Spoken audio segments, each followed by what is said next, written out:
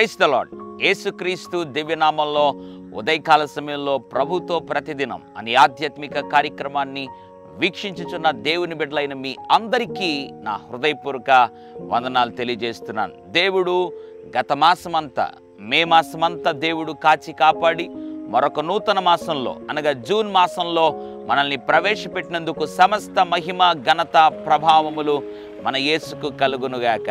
ఇంతకీ ఈ జూన్ మాసంలో ఈ మొదటి తారీఖున దేవుడు ఏ వాగ్దానం ఇవ్వబోతున్నాడు అనే ఆసక్తితో ఎదురు చూస్తున్నావు కాదు. దేవుడు కూడా నిన్ను ప్రేమించి ఒక అద్భుతమైన వాగ్దానాన్ని ఈ మాసంలో నీకు ఇచ్చి నిన్ను బలపరచాలని ఆశపడుతున్నాడు. మొదటి సమూయేలు గ్రంథం 25వ అధ్యాయం 6వ వచనం, నీకును నీ ఇంటికిని నీకు కలిగిన అంతటికిని క్షేమమవును గాక. Praise the lord. దావీదు అనబడిన భక్తుడు నాబాలుతో పలుకుతున్న మాట దేవుడి దినం వాగ్దానంగా ఈ మాసానికి ఆయన అనుగ్రహిస్తున్నాడు. మొదటిగా నీకును, రెండవదిగా నీ ఇంటికిని, మూడవదిగా నీకు కలిగిన అంతటికిని క్షేమమవునుగాక. ఈ మాసంలో అన్ని విషయాల్లో నువ్వు క్షేమం చూడబోతున్నావు.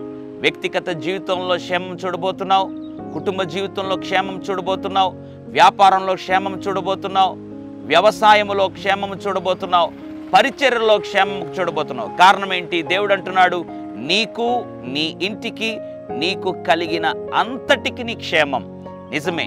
ఈ మాసంలో ఈ వాగ్దానాన్ని విశ్వాసంతో నువ్వు నమ్మగలిగితే, దేవుడు ఈ మాసంలో నా జీవితంలో అన్ని విషయాల్లో క్షేమము కలుగజేస్తాడు అని విశ్వాసంతో నువ్వు నమ్మగలిగితే నిశ్చయముగా ఈ క్షేమకరమైనటువంటి స్థితిని దేవుడు నీకును నీకు కలిగిన అంతటికి కలుగజేయునుగాక.